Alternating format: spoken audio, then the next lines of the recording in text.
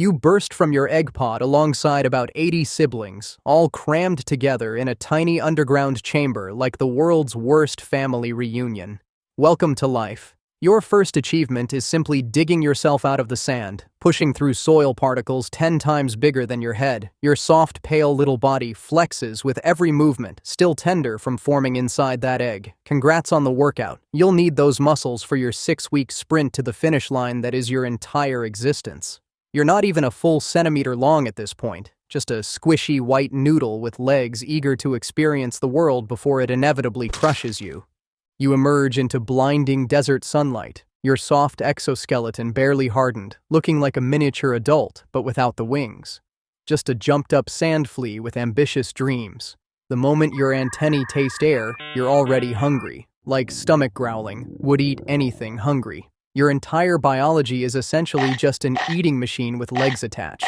Desert living doesn't exactly come with a welcome basket of snacks, and the scorching sun immediately starts to darken your pale skin into a mottled brown camouflage. Evolution's little gift to help you blend in, though it hardly matters when you're traveling in packs of thousands. Your first meal? Whatever pathetic desert vegetation you can find. As you nibble on a sad-looking desert shrub, you realize you're not alone. Your siblings and thousands of other hoppers are munching alongside you, turning the landscape into an all-you-can-eat buffet with very limited options. The early bird gets the worm, but the early locust just gets whatever hasn't been devoured yet. Your powerful mandibles slice through tough plant material like it's butter, your digestive system designed for one purpose only: turn plants into more locust as efficiently as possible. The desert sun beats down mercilessly, temperatures soaring to 120 degrees Fahrenheit by midday. Most creatures would seek shade, but not you. Your cold-blooded body soaks up the heat like it's free energy, which it is. The hotter it gets, the faster you move, the more you eat, the quicker you grow. It's a strange life strategy, but hey, nobody asked for your opinion when they designed the desert locust blueprint. By day 3, you've shed your skin once and grown slightly larger. Molting isn't exactly glamorous. Imagine peeling off your entire body and leaving it behind like last season's fashion. It starts with a strange tingling sensation. Then your exoskeleton splits right down your back. You spend almost an hour wriggling free, soft and vulnerable, before your new skin hardens. The good news is each molt makes you stronger and hungrier. The bad news is literally everything wants to eat you. Birds swoop down regularly, picking off your siblings like they're sampling appetizers. You watch helplessly as a desert lark gulps down 10 of your brothers in one feeding frenzy. Lizards dart from under rocks, gulping down hoppers by the mouthful. Even ants will drag away the weaklings who can't keep up. Every day is a lottery where the prize is simply making it to sunset. A week in, and the real fun begins. You notice something strange happening around you. The quiet, solitary locusts are starting to bump into each other more. With every collision, you feel a little jolt, almost like electricity. Your hind legs brush against another locust, and suddenly your brain chemistry shifts. You're becoming more social, more active. Your once dull brown color starts developing hints of yellow. What's happening? You're going gregarious, baby. See, desert locusts have this wild party trick. When too many of you get crowded together, thanks to a good rainy season or dwindling food, you transform from solitary, peaceful plant nibblers into a collective nightmare. Your brain gets flooded with serotonin every time you touch another locust, turning you into a social butterfly. Or rather, a social eating machine. By your third molt, you're hanging with the cool kids. Your body is now distinctly yellow with black patterns, and you're moving together in hopper bands. Thousands of wingless locusts marching across the desert like a living flood. The hoppers around you aren't just random individuals anymore, they're an extension of yourself. You move as one entity, making decisions collectively without any leader. Scientists would call it swarm intelligence, but there's nothing particularly intelligent about it. Just a series of simple behavioral rules playing out across thousands of identical tiny brains. The result is terrifyingly efficient. Anything green in your path gets obliterated. You can eat your body weight daily, which doesn't sound impressive until you realize there are millions of you doing exactly the same thing. A single square kilometer of your hopper band can munch through tons of vegetation per day. Farmers who spot your yellow mass approaching their fields simply abandon all hope. What took them months to grow, you'll destroy in hours. The band moves methodically, like a military operation. Dawn breaks, and as the sun warms your cold bodies, the march begins. The rhythm is hypnotic. Hop, land, eat, hop, land, eat. Those at the front get first dibs on fresh vegetation. Those at the back get leftovers or resort to cannibalism when food is scarce. It's not personal, it's just survival. Your fallen comrades are just another form of protein. Waste not, want not. You're also playing the world's most intense game of don't get eaten. Birds follow your hopper band like it's an all-you-can-eat buffet. Wasps dive in for the takeaway special.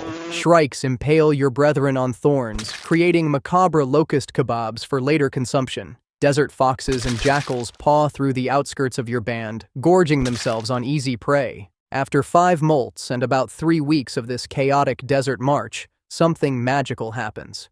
You hang upside down, shed your skin one final time, and emerge with wings.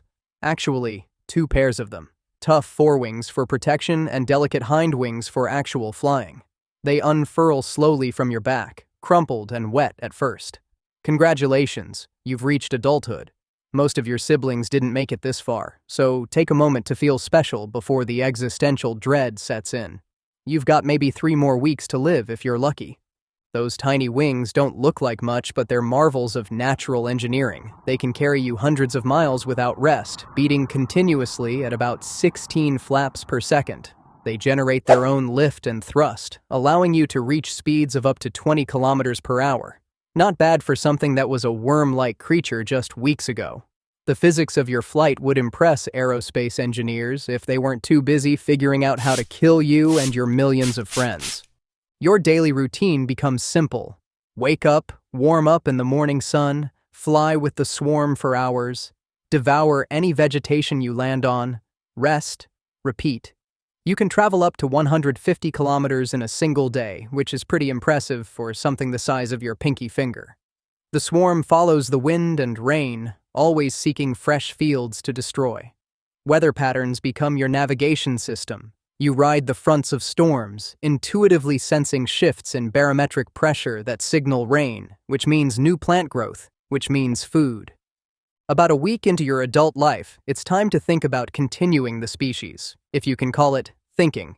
It's more like a hormonal imperative. As a male, you perform a little dance to attract females, rapidly fluttering your wings to create a distinctive sound while releasing pheromones that drive the ladies wild. As a female, you're looking for the strongest males with the most impressive moves. The competition is fierce. Remember, the sex ratio is roughly equal, and every locust is trying to pass on their genes before time runs out. Mating is quick and businesslike. No candlelight, no dinner, just a brief connection, and you're done. Romantic? Hardly. Efficient? Absolutely. If you're female, you'll spend your final days searching for soft, moist sand to drill your abdomen into, laying those 80 to 100 eggs about 2 inches deep. The egg pod is protected by foam that hardens into a waterproof case.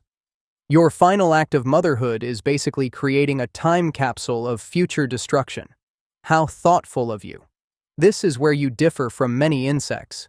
You don't just lay eggs and move on. You invest significant energy ensuring those eggs survive the harsh desert conditions, even if you'll never meet your offspring. And then, after 6 exhausting weeks of molting, marching, flying, eating, and mating, you die. Just like that. Your body drops from wherever you happen to be, becoming food for the desert ecosystem you've been ravaging.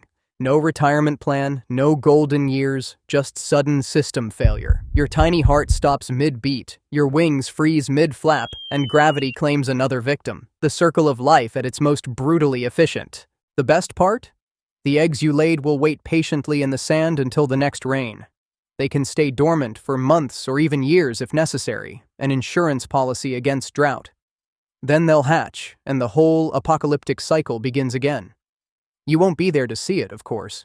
You'll be dead, possibly mid-chew on some farmer's cherished crop, suddenly dropping from the sky like the world's weirdest precipitation. Death by buffet overconsumption. Talk about going out with your mandibles full. Pop! There you are, fresh out of your egg in a dark tunnel under someone's garden. Welcome to life as a mole cricket. Your first instinct is to dig deeper, which is good, because that's pretty much what you'll be doing for the rest of your short life. You wiggle out of your egg alongside 30 of your brothers and sisters. Mom's long gone. She dug this tunnel, laid the eggs, and pieced out. Dad? Who knows? Being abandoned at birth might seem harsh, but honestly, it's for the best. Adult mole crickets aren't exactly winning Parent of the Year awards, and they sometimes eat their own young when hungry, so maybe count your lucky stars they didn't stick around for a family dinner where you're the main course. The nursery chamber she left you in is pretty cozy, though. Just the right humidity, temperature, and depth to give you a fighting chance. It's probably the nicest place you'll ever live, which says a lot about what you have to look forward to. Your body looks ridiculous. You've got these massive front legs shaped like tiny shovels. They're perfect for digging, but try explaining that to the other insects who laugh when you attempt to walk normally. You lumber around like you're wearing oven mitts on your hands. But underground? That's where you're the champion. Those shovel hands start moving instantly. You don't need lessons. You just know how to dig. It's hardwired into your tiny brain. Down you go, making your first tunnel. The soil feels good between your diggers. This is your element. The world above is bright, scary, and full of predators that would love nothing more than to snack on a plump little mole cricket like you. Your first meal is plant roots. Not exactly a gourmet feast, but when you're a mole cricket, you take what you can get. You munch through them, leaving a trail of angry gardeners wondering why their plants keep dying. Sometimes you mix it up with a bit of underground fungi or even tiny soil-dwelling insects. Variety is the spice of life, even when you live in total darkness. Within weeks, you've already outgrown your exoskeleton. Time for your first molt. Your skin splits open and you wiggle out, soft and vulnerable. You hide in a special chamber you've dug until your new exoskeleton hardens. This whole ordeal will happen multiple times throughout your life. Imagine having to peel off your entire skin and then sit around naked and defenseless several times a year. Not fun. The worst part? That moment of panic when your old skin gets stuck on one of your shovel hands and you have to wriggle extra hard to get free. It's like trying to take off a wet sweater in a public bathroom stall. Awkward, uncomfortable, and if something goes wrong, potentially fatal. Water is both your friend and enemy. A light rain moistens the soil, making it easier to dig. But a heavy downpour? That's a disaster. Your tunnels flood, and you're forced to surface, where birds are having what looks like an all-you-can-eat mole cricket buffet. You scramble to higher ground, those shovel hands working overtime as you desperately dig a new home. As you grow bigger, you discover one of your special talents. You can swim. Unlike most insects, you don't immediately drown when submerged. Those same ridiculous front legs that make you look silly on land turn out to be excellent paddles in water. When your tunnels flood, you can swim to safety, outlasting many of your tunnel mates. 3 months in, and you're feeling strange urges. Your body is preparing for yet another molt, but this one's different. You emerge with wing pads. You're not a full adult yet, but you're getting there. 6 molts later, around 6 months into your life, you finally reach adulthood. Now you've got fully developed wings tucked under those wing covers. But don't get too excited. You're not exactly built for graceful flight. When you do take to the air, it's more of an awkward, bumbling affair that screams, "Eat me," to every predator around. If you're a male, you've developed something else too, a built-in musical instrument. Parts of your wings have evolved into a sound-producing machine. You dig a special tunnel shaped exactly right to amplify your song. It's like building your own concert hall just to perform one song over and over again. Night after night, you sit in your tunnel and chirp away, hoping to attract a female. Your song can be heard up to 500 meters away. That's the equivalent of a human being heard from 5 miles away without a megaphone. Talk about commitment to the arts. Most males never get lucky. They sing their hearts out night after night, but no female ever comes. They eventually die alone, having spent their entire adult life as underground musicians giving concerts to empty venues. You, however, have better luck. One warm night, a female follows your song and enters your tunnel. The date is quick. No dinner, no movie, just a brief encounter, and she's gone. off to find a suitable place to lay her eggs. If you're a female mole cricket, once you've mated, you're on a mission. You dig an elaborate brood chamber about 30 centimeters underground with special curved tunnels designed to maintain the perfect temperature and humidity. You lay up to 300 eggs, carefully arranging them in the chamber. Then you leave, never to see your offspring. Your maternal duties completed in the most minimalist way possible. Regardless of your gender, your days are numbered. Adult mole crickets typically live just a few months after reaching maturity. You spend them doing what mole crickets do best: digging, eating, and avoiding becoming someone else's dinner. Speaking of dinner, you've got a target on your back, or thorax technically. Everyone wants to eat you. Birds peck at the ground, listening for your movements. Moles, the mammal kind, ironically love to munch on mole crickets. Skunks, raccoons, and armadillos will dig you up without a second thought. Even other insects, like ants and beetles, will attack you if they catch you in a vulnerable moment. One day, you're digging a new tunnel when you sense vibrations. Something big is coming. You freeze, hoping it will pass. But the vibrations get stronger. It's a mole, and it's hungry. You try to dig away, but those shovel hands that make you such a great digger don't help you dig fast enough to escape a natural-born tunnel predator. The mole gets closer and closer, and... wait. You manage to squeeze into a tiny crack in the soil that the much larger mole can't follow. That was close. But this is your life now.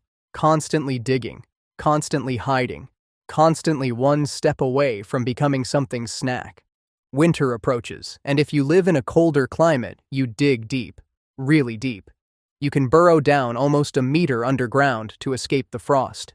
There, you enter a state of dormancy. Your body functions slowing to conserve energy. You're essentially hibernating until spring brings warmth back to the soil. When spring arrives, it's time to start the cycle again.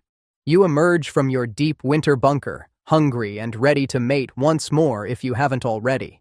The world above has changed seasons, but your underground kingdom remains largely the same, dark, damp, and full of roots to munch on. As your body ages, your digging becomes less efficient. Those once powerful front legs don't move soil like they used to. You find yourself having to rest more often. One day, you're simply too weak to dig properly or too slow to escape a predator. Your time as a mole cricket comes to an end, likely as a meal for some other creature. But don't feel too bad. In your short life, you've moved more earth relative to your body size than any construction worker could dream of. You've survived floods, predators, and the indignity of having hands that look ridiculous but work amazing. And if you're a male, you've been a one-man band, performing nightly concerts from your self-designed amphitheater. Your tunnels will remain long after you're gone, a complex network of highways and byways that future generations of soil dwellers will discover and either appreciate or completely destroy. It's your underground legacy, your architectural masterpiece that nobody will ever fully appreciate because, well, it's underground, and you're just a cricket with shovel hands. And just when you thought mole cricket life couldn't get any worse, your tunnel collapses right as you're about to score a date with the hottest female in the garden. Talk about being cock-blocked by your own home. You spend your last moments frantically digging upward, wondering if mole cricket heaven has better soil conditions and fewer predators. Spoiler alert, it doesn't. But at least there, no one can hear you scream when you accidentally dig straight into a mole's living room party. You're stuffed inside a tiny egg, buried in rotting wood, and honestly, things are already looking pretty grim. After weeks of marinating in this damp nightmare, you finally bust out, only to discover you've won the lottery of looking absolutely terrifying. Welcome to life as a weta. New Zealand's answer to the question nobody asked. What if we made a cricket that could star in horror movies? Your first glimpse of the world reveals you're basically a walking nightmare with way too many legs, 6 spindly ones to be exact, each covered in spikes that make you look ready for medieval combat. Oh, and those aren't even your most disturbing features. Wait until you get a load of your own reflection. Those massive hind legs, they're bigger than your entire body. Your antennae, longer than a Subway sandwich. And your mandibles could probably open a can of beans if you tried hard enough. Right now, you're just a nymph, which sounds cute until you realize it just means you're a smaller version of the monster you'll become. No wings yet, but don't worry. Some species never get them anyway. You'll just have to rely on those spring-loaded legs to escape danger. Speaking of danger, everything wants to eat you. Birds, rats, cats, other insects, and basically anything with a mouth and an appetite. Your only defense? Looking so horrifying that predators might think twice before making you their midnight snack. Your first meal isn't exactly five-star dining. You munch on some decaying leaves, maybe a bit of moss if you're feeling fancy. Tree weta get the luxury of dining on fresh leaves and fruit. But if you're a cave weta, welcome to a lifetime of eating whatever crawls, flies, or falls into your dark domain. Yeah, that includes other weta. Family dinners just got awkward. Days turn into weeks of dodging death and eating garbage. You're growing fast though, which means one thing: molting time. Your skin starts feeling tighter than skinny jeans after Thanksgiving dinner. The pressure builds until crack. Your back splits open. Now comes the fun part of squeezing your entire body out through this opening. It's basically being born again, except worse because you're conscious for the whole ordeal. You wiggle and squirm, pulling each leg out one by one. Ever tried taking off a wetsuit that's 3 sizes too small? Now imagine the wetsuit is your actual skin. After what feels like hours, you finally emerge, pale and soft as a marshmallow. For the next few hours, you're basically a sitting duck, or sitting weta, whatever. Your new exoskeleton needs time to harden, so you hide and pray nothing finds you in this pathetic state. This molting madness happens about 10 times before you reach adulthood. 10 times! Each molt gets harder as you get bigger. By molt number 7, you're seriously questioning your life choices, except you never had any to begin with. As you grow, you start developing your signature weta features. Those hind legs become absolute units, packed with enough muscle to launch you several feet in any direction. Your hearing gets so good you can detect vibrations through solid ground. Too bad most of those vibrations mean something's coming to eat you. If you're a tree weta, congratulations, you get to live in a cozy tree hole. Well, cozy might be stretching it. You'll spend your days wedged headfirst into a cavity barely big enough for your chunky body, with your spiky legs sticking out as a warning to others. At night, you emerge to feed and socialize, if you can call aggressive mandible-waving socializing. Cave weta have it even rougher. You get to spend your entire life in complete darkness, navigating by touch with those ridiculously long antennae. Your legs grow even longer and thinner, perfect for feeling your way around but terrible for looking normal. You develop a charming habit of hanging upside down from cave ceilings, because apparently being a giant terrifying insect wasn't enough of a personality trait. The darkness becomes your whole world. Your eyes shrink to almost nothing since they're basically useless anyway. Instead, you develop superhuman sensitivity to air currents. A moth fluttering 50 feet away sends vibrations you can read like a menu. Your antennae grow so long they're basically walking sticks for blind insects. You wave them around constantly, mapping out your surroundings in a way that would make sonar jealous. Mating season arrives when you're about a year old, and boy, does it get weird. Male tree weta develop these massive jaws that look ready to bite through steel. They use them to fight other males in battles that would make WWE jealous. 2 males lock mandibles and try to flip each other over. The loser gets yeeted from the tree, sometimes literally. If you're lucky enough to win, you get to mate with the female. Unlucky might be more accurate though. Female weta are bigger, stronger, and hungrier than males. After mating, she might decide you look delicious. Nothing says romance, quite like wondering if your girlfriend will eat you for breakfast. For females, the aftermath of mating means laying eggs. You'll use that long ovipositor to inject eggs deep into soil or rotting wood. Each batch contains dozens of eggs, future little monsters ready to continue the cycle of terror and survival. Your motherly duties end there though. No bedtime stories or school runs for weta parents. Winter approaches and things get interesting. While other insects die or hibernate, you've got a superpower. Your blood contains special proteins that work as antifreeze. You can literally freeze solid and thaw out later, good as new. Well, as good as a giant spiky insect can be. You'll spend months in suspended animation, dreaming whatever weta dream about, probably not being eaten. Spring arrives and you thaw out, hungry and ready for another year of survival. Except now, you're older and slower. Those amazing jumping legs don't work quite as well. Your reflexes aren't what they used to be. Younger weta start eyeing your territory, and you know what that means. Time for more mandible wrestling. Except now you're the old fighter past their prime. Your joints creak louder than old floorboards every time you move. Remember when you could leap 3 feet without thinking? Now you need a running start just to clear a pebble. The youngsters mock you with their perfect exoskeletons and fully functional leg spikes. You'd chase them off if you could catch them.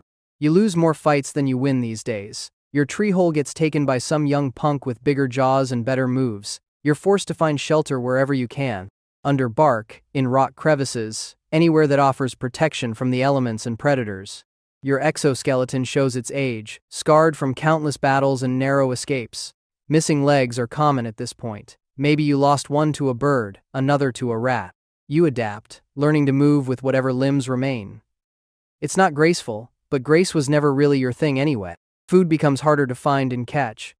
Those lightning-fast reflexes that once snatched moths mid-flight?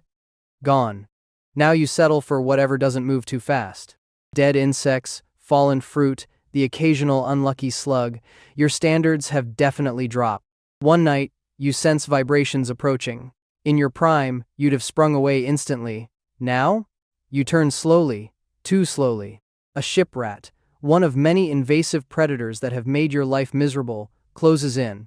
Your mighty hind legs push one more time, but the jump that once carried you to safety barely moves you a few inches. The rat's teeth close around your thorax. As darkness takes over, your last thought might be relief that you won't have to molt again. Or maybe you're thinking about that time you scared a full-grown human just by existing? Yeah, that was pretty good. At least you went out as what you always were, an absolute unit of an insect that made people question whether New Zealand should even exist. Not bad for something that started life eating rotten wood. The rat burps. Your legacy is complete.